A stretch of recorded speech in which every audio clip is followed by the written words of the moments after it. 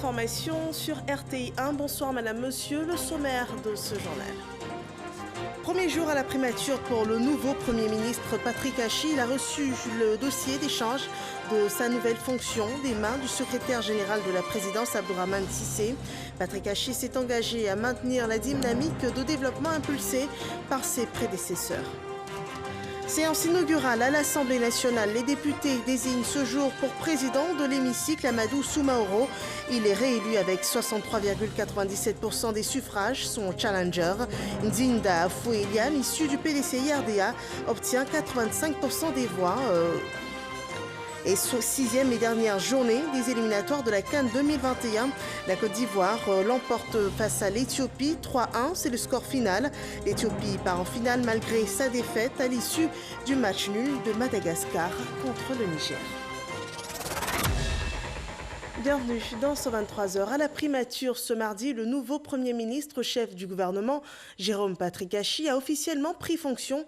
Cette nouvelle responsabilité, il l'aborde avec la volonté d'approfondir les chantiers ouverts. Le secrétaire général de la présidence de la République, Abdourahmane Cissé, lui a transmis les dossiers techniques de sa nouvelle fonction. La cérémonie est rapportée par Mahama Traoré. Les marches de l'escalier principal de la primature. Cela fait une vingtaine d'années que le ministre Patrick Hachi les emprunte. Ce mardi, il l'a fait en qualité de nouveau patron des lieux suite à sa nomination au poste de Premier ministre le 26 mars dernier. Avant la prise officielle de fonction, une minute de silence a été observée à la mémoire du défunt chef du gouvernement, Ahmed Bakayoko. L'action gouvernementale étant une continuité, le directeur de cabinet a dressé le bilan des chantiers achevés et en cours d'exécution, notamment les dossiers figurant au rang de priorité. 1. La finalisation du plan national de développement 2021-2025 et du plan d'action prioritaire triennal 2021-2023. 2. La poursuite d'une action dynamique de maîtrise de la crise sanitaire du Covid-19 avec une capacité de diagnostic et de prise en charge renforcée à Abidjan et à l'intérieur du pays. 3. La suite à donner aux acquis du programme social du gouvernement, PSGO 2019-2020, en vue de rendre structurelle l'efficacité de la réponse gouvernementale à la demande sociale. 4. La redynamisation de la couverture maladie universelle pour permettre à l'ensemble de nos compatriotes, notamment les plus vulnérables, de bénéficier de soins de santé de qualité. 5. La prise de mesures vigoureuses pour le renforcement de l'efficacité et de la qualité de la gestion opérationnelle des projets de développement, notamment ceux financés par les partenaires techniques et financiers.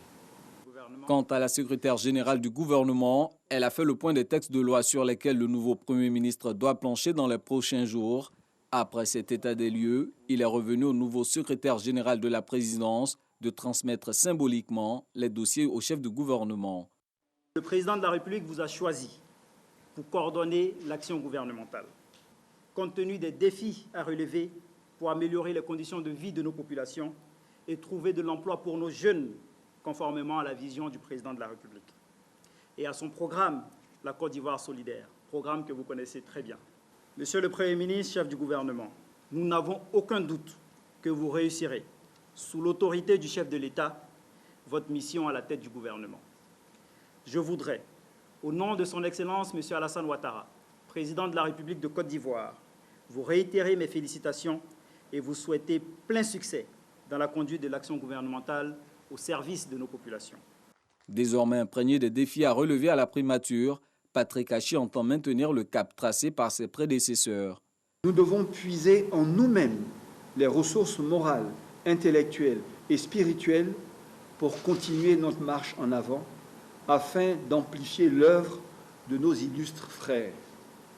Je sais donc pouvoir compter sur vous tous pour relever, dans un esprit de solidarité et d'émulation, les importants défis auxquels notre pays est confronté.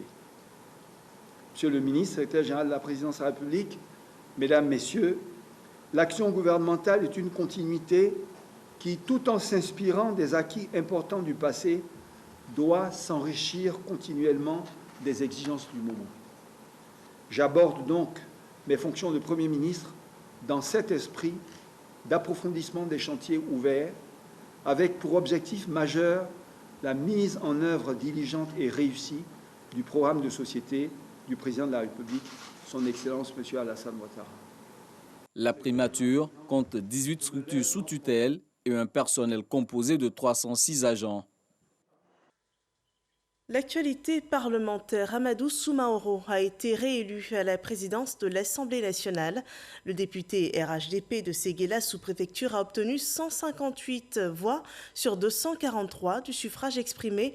La candidate du PDCI, RDA Nzinda Afoueliane, a quant à elle obtenu 85 voix, soit 34,41%. Ce vote a consacré la séance inaugurale de l'Assemblée nationale et Moussa Konaté rend compte des faits marquants de ce jour d'élection à l'Assemblée nationale.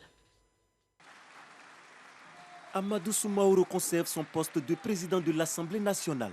Le député de Séguéla sous-préfecture a remporté l'élection tenue lors de la séance inaugurale de l'Assemblée nationale qui a vu la présence de 240 députés sur les 249 élus le 6 mars dernier.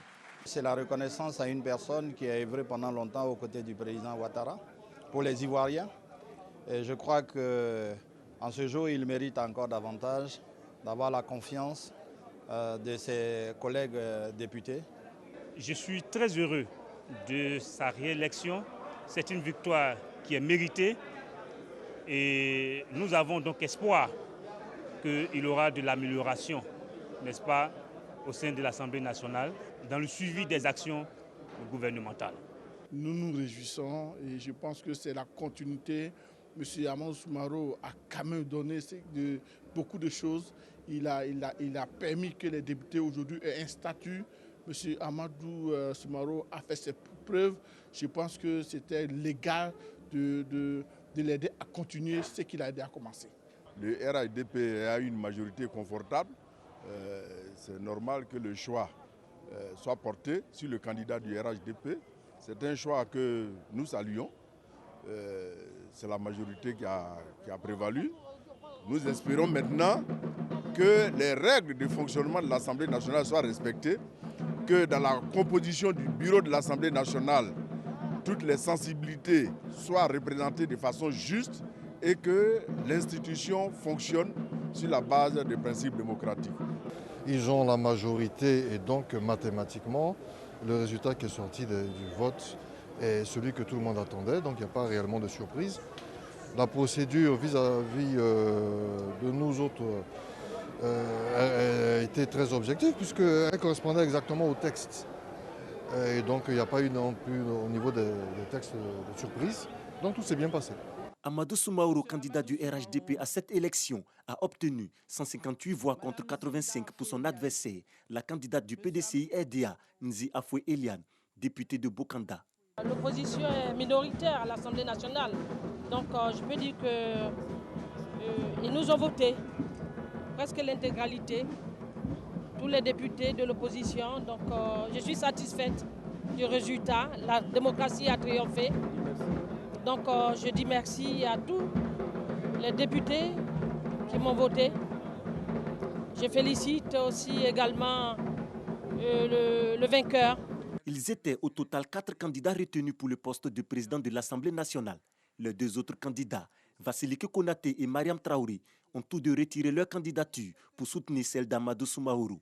Réélu donc à sa propre succession, le président Amadou Soumaoro s'est adressé à l'ensemble des députés. Je voudrais remercier ceux qui ont porté leur voix sur moi pour m'élire en tant que président de l'Assemblée nationale et l'ensemble des députés. Je remercie également toutes les personnalités qui ont pris de leur temps pour participer à cette séance. Vu que la rentrée parlementaire est dans 2 jours, je voudrais réserver mon allocution pour cette circonstance. Rendez-vous est donc pris ce jeudi 1er avril à l'hémicycle pour la cérémonie solennelle d'ouverture de la session ordinaire de l'Assemblée nationale. Ce jour où le président Amadou Soumaoro donnera son discours d'orientation pour cette nouvelle législature. Voilà, Amadou Soumaoro, réélu à la tête de l'Assemblée nationale, il présentera dans 2 jours, le jeudi 1er mars, à la rentrée solennelle, les grandes lignes de sa gestion. Cette rentrée sera pour les nouveaux élus de l'Assemblée nationale. Et avant cela, je vous propose de revenir sur le parcours de celui qui conduira la nouvelle législature, Amadou Soumaoro, un portrait réalisé par Moussa Konaté. Amadou Soumaoro, réélu président de l'Assemblée nationale. Cadre du RHDP, Amadou Soumaoro, âgé de 68 ans, n'est pas un inconnu dans le milieu politique ivoirien. Il a occupé de nombreux postes de responsabilité au sein du PDCI dans les années 90, au RDR où il fut secrétaire général par intérim de 2012 à 2015 et président du directoire du RHDP de 2015 à 2017. Le député de Séguéla sous-préfecture a aussi occupé le poste de ministre du Commerce de 2002 à 2005. Il fut conseiller spécial puis ministre auprès du président de la République chargé des affaires politiques de mai 2018 à mars 2019. C'est le 7 mars 2019 qu'Amadou Soumaoro est élu président de l'Assemblée nationale après la démission de Guillaume Soro, avec comme ambition renforcer la cohésion interne à l'Assemblée nationale.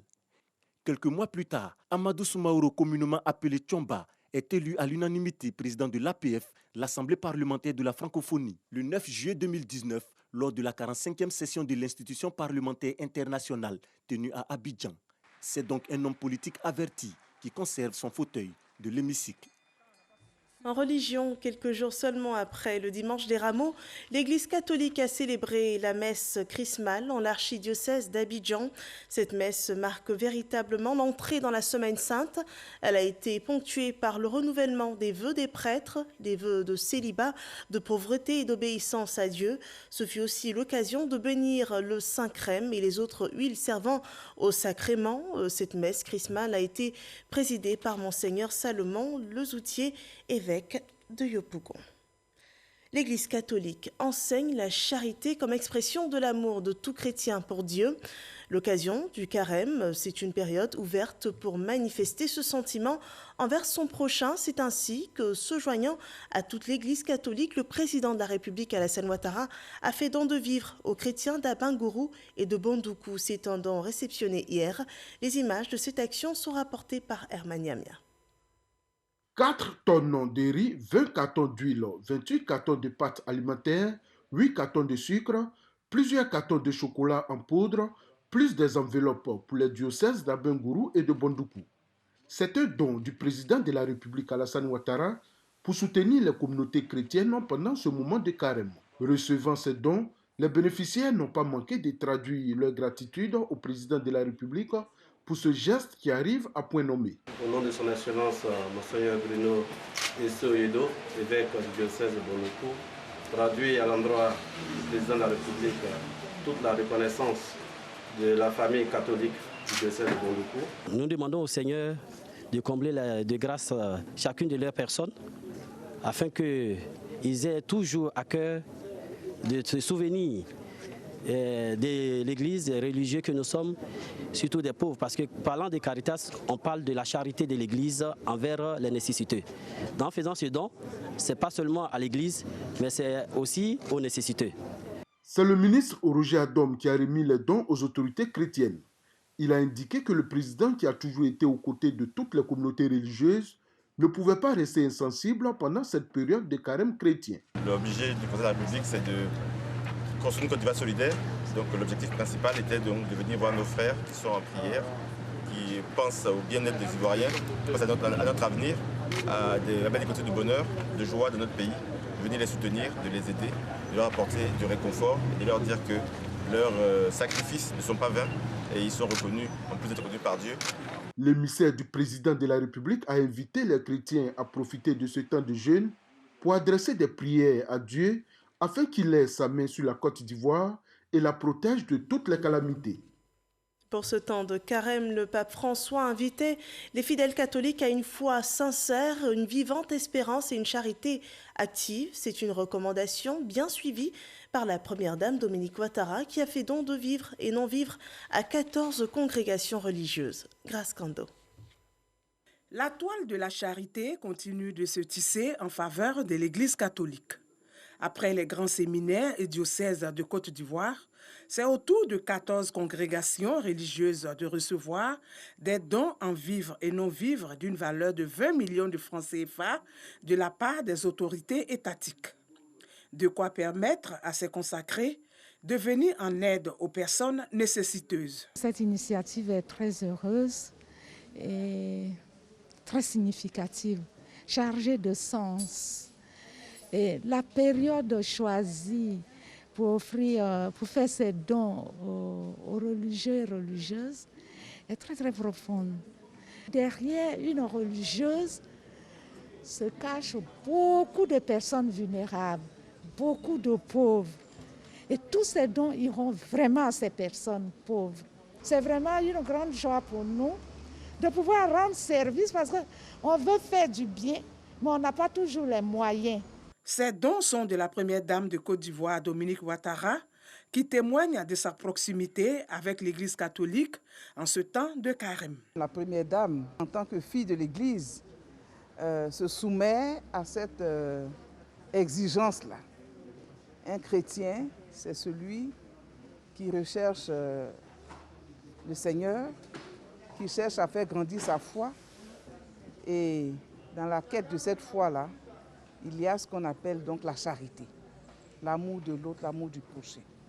Madame la Première Dame a un point commun avec les religieuses, sa passion pour les plus faibles, pour les plus vulnérables, pour les personnes en difficulté.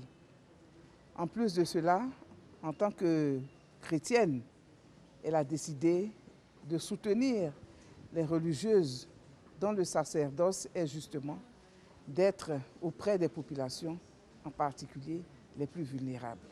Ce don, le deuxième du genre en faveur des congrégations religieuses, intervient pendant la Semaine sainte qui marque le dernier virage du temps de carême.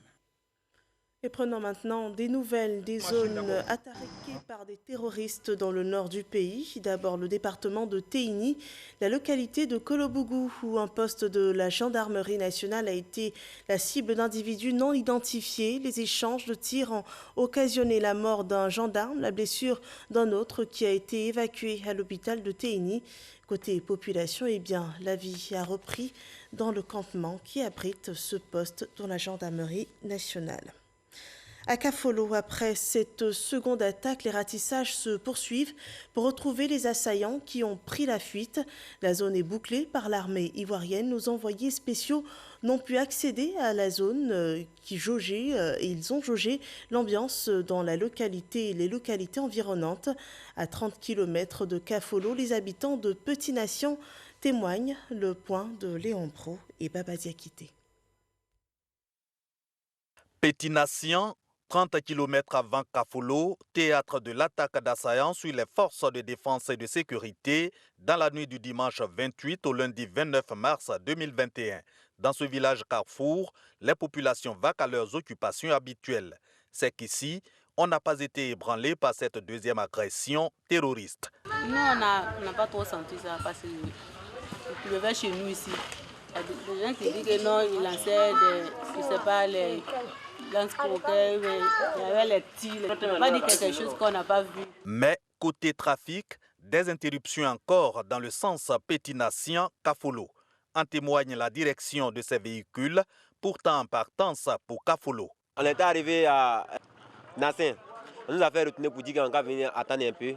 Les gens qui appellent pour dire que la route est libérée. Là, nous, on continue pour aller. Bon, je n'étais pas au courant de ce qui se passait au Mali. Bon, précisément, je suis arrivé au niveau des Petits Nations. Les gendarmes m'ont appelé pour m'informer de ce qu'il avait été fermé. J'attends d'abord à ce qu'ils cherchent solution à ça d'abord. Si nous demandons de dormir, nous allons dormir pour nous mettre notre sécurité. Pour sa propre sécurité, l'entrée à Kafolo est encore soumise à autorisation des forces de défense et de sécurité. Mais, rassure l'état-major général, la situation est sous contrôle des armées depuis les premières heures de ce lundi 29 mars. Seulement, les ratissages continuent pour débusquer les auteurs, les complices et les instigateurs de ces attaques de Kafolo. Agression dont la dernière et la deuxième du genre en moins d'un an a fait 5 morts, dont 2 soldats ivoiriens, toujours selon l'état-major général des armées. Et nous ouvrons maintenant le dossier Ecoplus de ce journal. Lanciné Bakayoko nous éclaire sur le statut de l'entreprenant. Il formalise l'exercice d'activités informelles par les professionnels indépendants et élargit le champ de commercialité et du droit au HADA. C'est une solution pour les pertes fiscales occasionnées par le marché informel. Quelles actions sont menées par le gouvernement ivoirien pour attirer les acteurs du secteur informel et quel chemin vers les PME viables? La réponse dans ce dossier économie de la rédaction en regarde.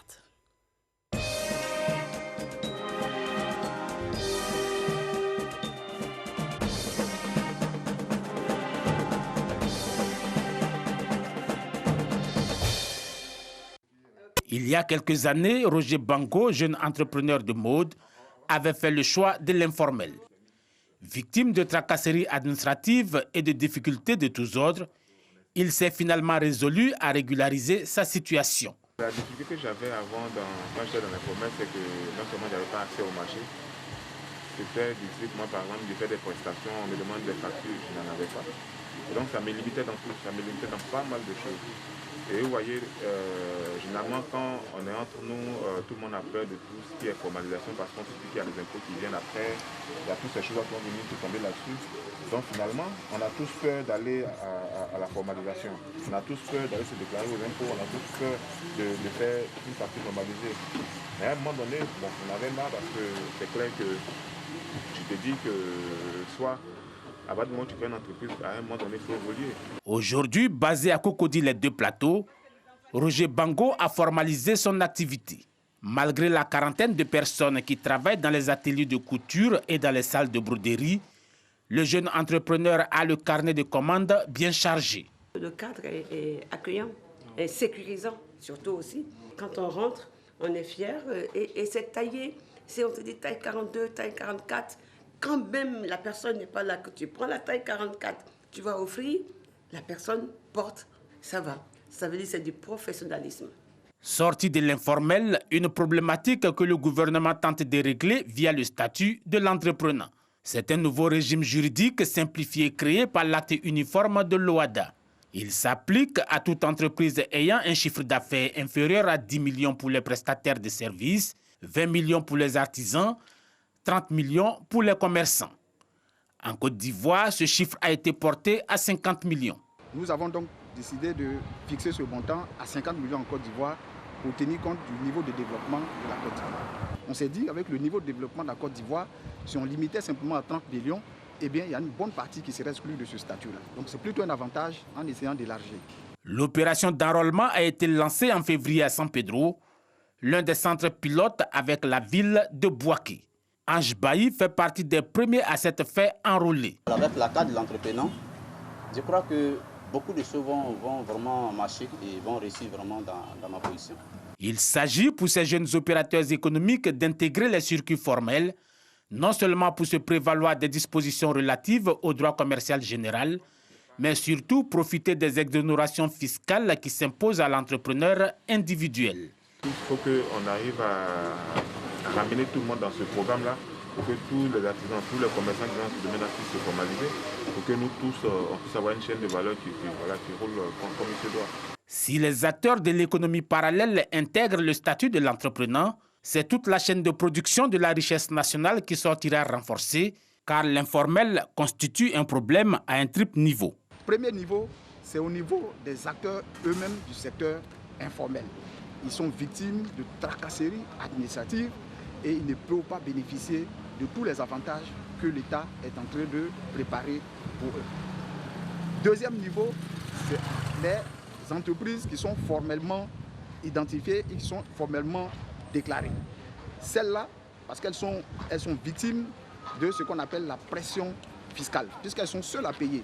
Il y a une bonne partie qui est dans le secteur informel qui ne paye pas, et ceux qui payent sont tout petits, et c'est ceux-là, il y a une certaine pression fiscale. Effectivement, ils se plaignent de cela. Et puis le troisième niveau, c'est au niveau de l'État lui-même. Vous savez, effectivement, tous ceux qui sont dans le secteur informel, c'est vraiment des pertes énormes pour l'État en termes de ressources et en termes de recettes fiscales.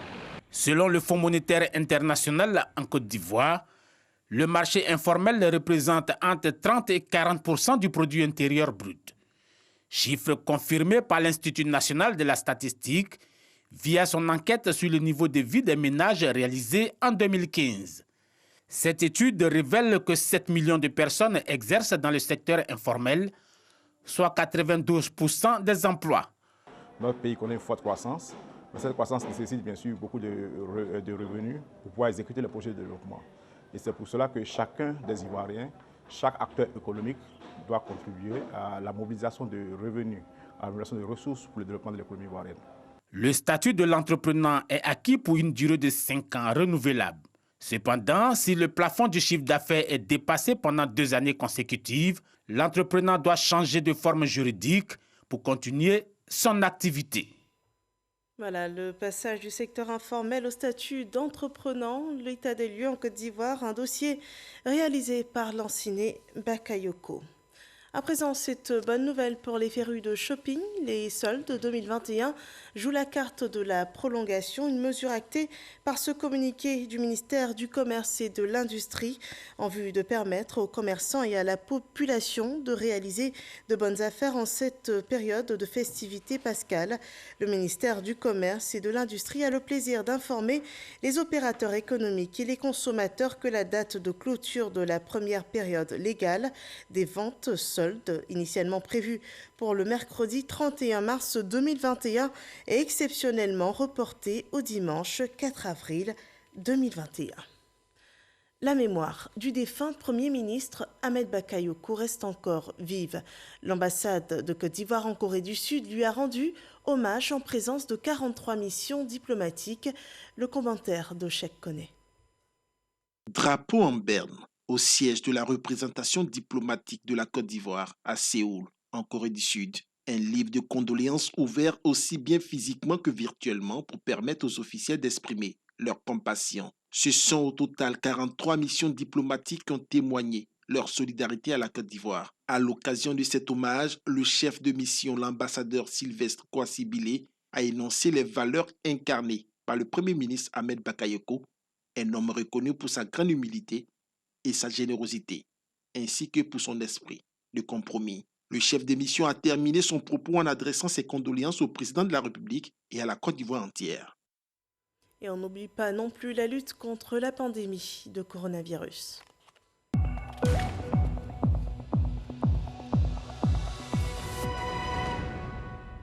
« 120 nouveaux cas de Covid-19 ont été répertoriés ce jour. Le bilan sanitaire annonce aussi 547 nouvelles guérisons et 3 cas de décès. À la date du 30 mars 2021, la Côte d'Ivoire compte 43 542 cas confirmés, dont 39 842 personnes guéries, 242 personnes décédées. Il reste encore 3 458 cas actifs dans le pays. Et à cette date du 29 mars, un total de 37 367 personnes ont été vaccinées contre la Covid-19 dans le pays. En sport, la Côte d'Ivoire a remporté le match qui l'opposait à l'Éthiopie sur un score de 3-1. Un match dans le cadre des éliminatoires pour la CAN 2021. Et cette 6e et dernière journée de cette phase a été marquée par le malaise de l'arbitre sur le terrain. Le résumé d'Arsène Kouassi et Patrick Dadier pour RTI Sport. Quoique déjà qualifiés pour la CAN, après leur brillante victoire 3-0 au Niger, les éléphants de Côte d'Ivoire avaient à cœur, face à l'Éthiopie, de laver l'affront subi avec la défaite 2-1 concédée lors de la 2e journée des éliminatoires. Dans ce contexte, les poulains du sélectionneur Patrice Baumel démarrent la rencontre pied au plancher et ouvrent rapidement le score après 3 minutes de jeu, l'œuvre de Willy Boli. Dans la dynamique, les éléphants poussent et obtiennent un penalty parfaitement transformé par le spécialiste Franck Kessié. Un avantage de 2-0 que les coéquipiers de Serge Aurier préservent jusqu'à la pause. À la reprise, la Côte d'Ivoire repart sur les mêmes bases sans pour autant se montrer décisif à l'image de la tentative ratée de Yohan Boli. Un manque de réussite qui sonne le réveil des Éthiopiens qui réduisent la marque grâce à KDB Guétané. Mais la réaction des pachydermes ne se fait pas attendre. Evra Kouassi profite d'une action d'éclat pour sceller le succès de la Côte d'Ivoire. Mais à 3-1, les éléphants sont contraints d'observer Une pause suite à un malaise de l'arbitre central. Conséquence, les 10 minutes restantes sont rejouées quelques minutes plus tard. Mais le tableau d'affichage reste inchangé jusqu'au terme du coup de sifflet final, 3-1, score final.